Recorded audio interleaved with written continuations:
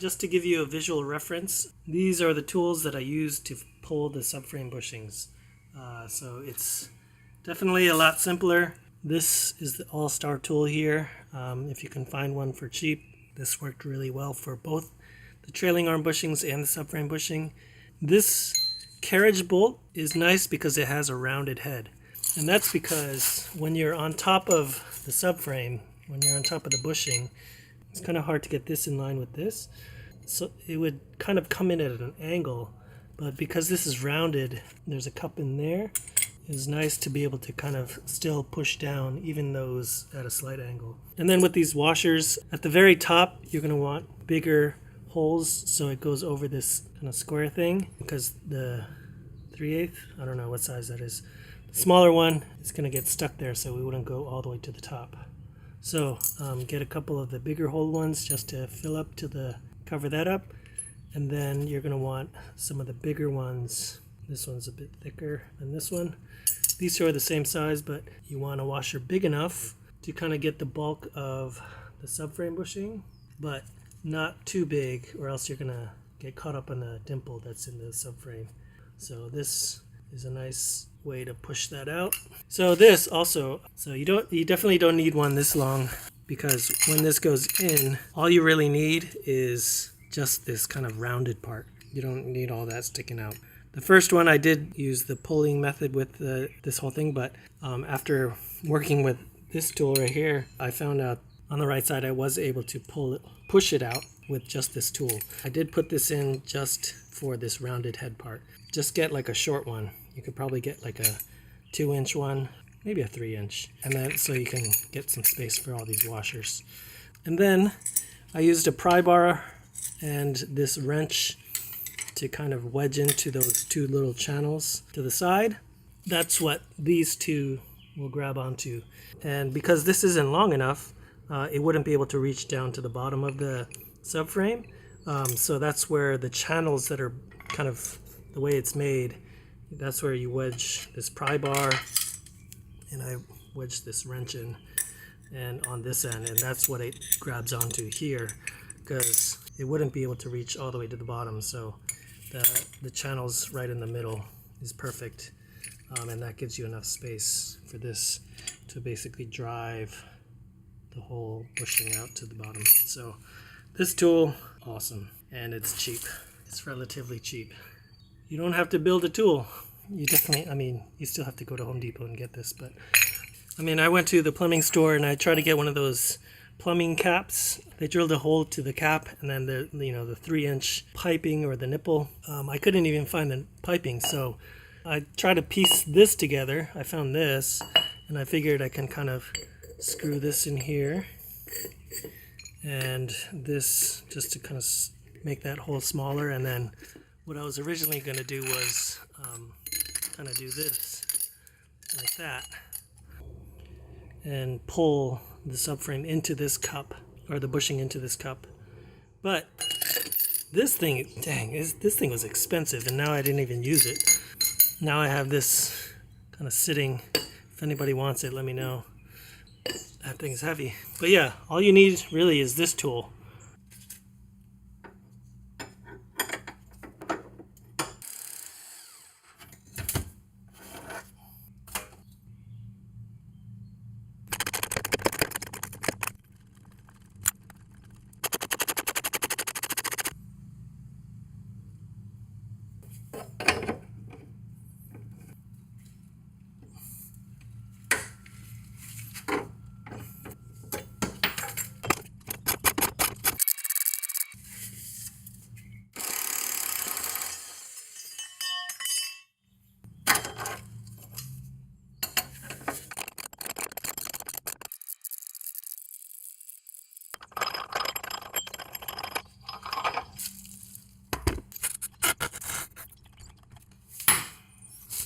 Okay, so we've got that much space.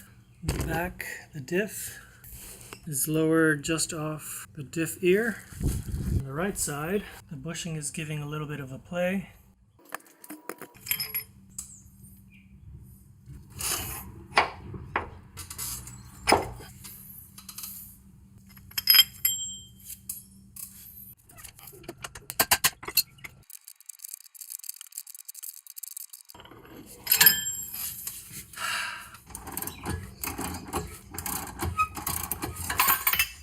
There we go. Okay, so I got the left side bushing off. I originally went to the plumbing store and got like an end cap with a hole in it that was already in there, and I was going to use it with this 1/2 inch threaded, what is this? I forget what this is called. It's just it's a 1/2 inch rod, and I was just going to try to use this to suck it down into the cup that I was going to put here, but then I tried that. It seemed like this whole bearing thing it's not strong enough. It takes quite a bit of pressure, and I almost felt like I was going to break the nut, or the threads were going to be kind of jacked up. So then what I did was I put this on top and help push this down from the top end while also pulling from the bottom end. So it's kind of a two-step method here. This is kind of nice in that it's rounded at the top. I couldn't quite get exactly straight down, and it was a bit of an angle, so it was nice that this is rounded. So that kind of worked perfectly. So what I would do is I tightened this as much as I could, and then once I added this, I started tightening from up here, pushing down just a little bit until it got really tight, and then that would push it just enough to loosen this up a little, and so I would tighten here, and then just kind of go back and forth, tightening as it goes down. The thing I like about this one, I saw some cheaper kits out there, but this is from Gear Wrench. This is the GW3533. This is part of a kit. I try to find it individually, but the kit itself I think is like $90 on Amazon. I did find some cheaper $50 kits that looked the same, like they had all the same tie rod pullers. The thing I liked about this is this lip, this kind of biting area is very thin, and it's also kind of rounded there. This is totally worth it because you could do both the trailing arm bushings and the subframe bushings. I'm also going to try to use it for the front lower control arm bushings. I mean, this thing can basically do all three of the major bushings. The differential bushing, it looks pretty decent, so I'm going to leave that for now, but let's go ahead and try to pull this right bushing out. So first step, these big washers, this one is thicker. These two big ones are about the same size, but one is thinner and one is thicker, so I would get like the thicker one. It's stamped ASC, Alpha Sierra Charlie. Then this has the 1/2 inch opening maybe, and it's UDJ. If you go to Home Depot, this is a good size to pull out the subframe bushing. I am actually wondering if this is enough to push out the subframe bushing. This seems to be very strong, so I'm wondering if instead of doing the 2-part method, I'm going to see if just this one part will work. Right now I just have this pry bar on that end, and I'm going to wedge this wrench on the other end, and these are the 2 arms that I'm going to pull up on with these 2. So this is just a test to see if it'll work with just one tool, and if that's the case and you can find this tool for like $25-30, then I think that's totally worth it. Instead of trying to fuss with trying to put together a kit and going to the plumbing store, getting one of those 3-inch caps and trying to get it drilled somewhere. I don't have a drill, so that's what I was kind of hesitant about. So I got that fitted. If this works, then this is the All-Star tool. So this is weird. It's a 16 mil.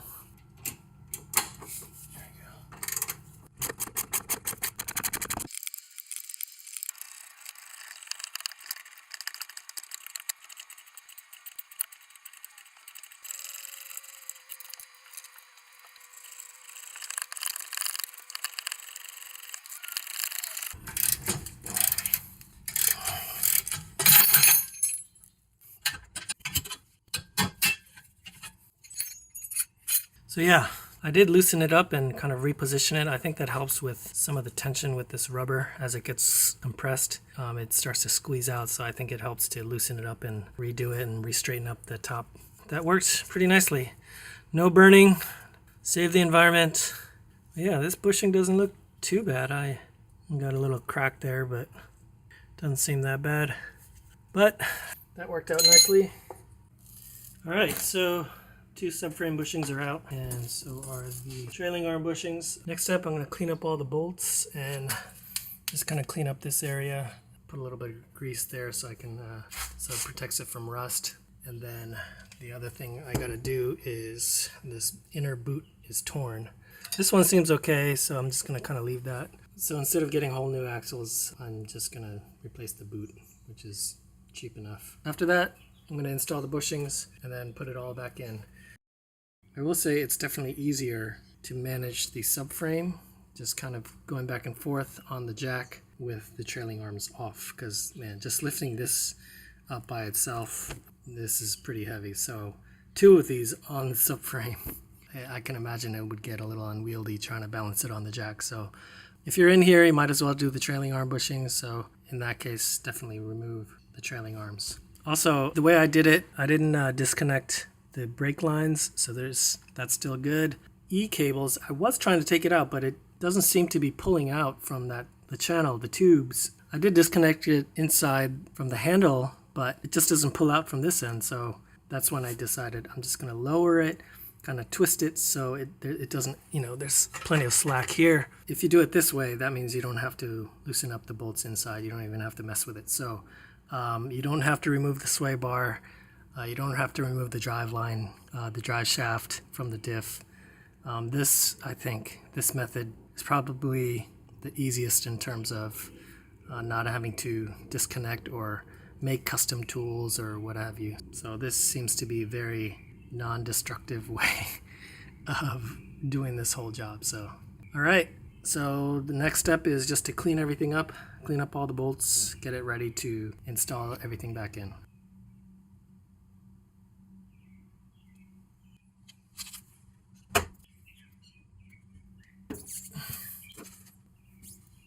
The bottom one has these grooves for these dimples right here. So that goes in the bottom right there. Put on some grease.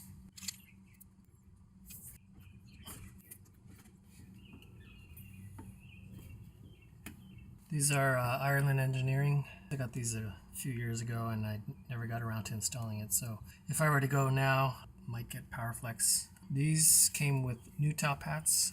This is the original and it's a little bit bigger. This whole top circle is a little bigger. So comes with these new ones, not top hats, but these are washers. I'm just going to use the 2 older ones just to use a C-clamp to get this fully seated. Here's the bolt. The washer goes on top and this gets seated inside. There's a groove. So for now, before we install this whole thing, I'm going to insert this first. So these bushings, some people have complained that the finishing isn't as nice. They said they noticed some bubbles, and I think I did notice some bubbles as well. Just this kind of, the way they cut this out, the inside isn't as fully polished, They cut it out, but then they just left it. They didn't like sand it to make it look nice. There's this like runoff on the bottom, and it's kind of preventing me from, here I'll show you, it's kind of preventing me from getting this bolt in. It's supposed to be clear, there's supposed to be metal showing, but this polyurethane material, the way they formed it, it just kind of glued over and they didn't finish it out. So I think people were saying there was a bad batch where they would just crumble, but I think that was way before that. So these are probably in the improved version.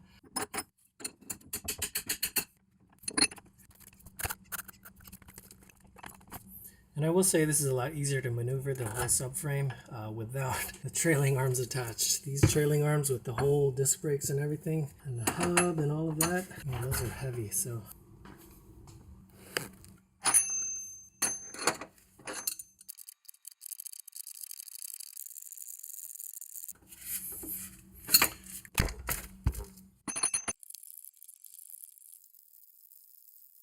I don't know the torque spec for this to the body, so I'm just going tight AF.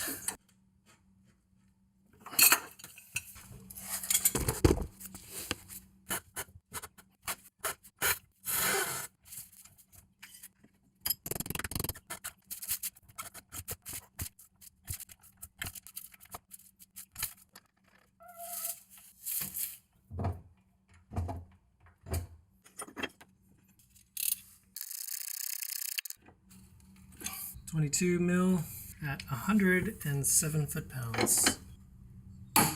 Also, the stud sticks below the nut, so I can't quite get the full. I need a deep socket.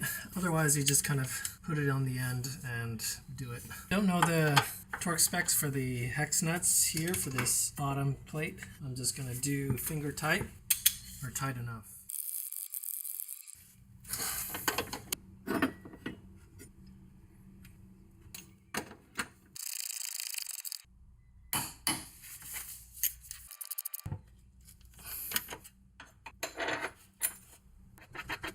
This is a differential rear, 19 mil on both sides. This is 56 foot-pounds. Can't remember, but I think the bolt end goes this way. I can't get to the nut, so I'm just going to torque the bolt end.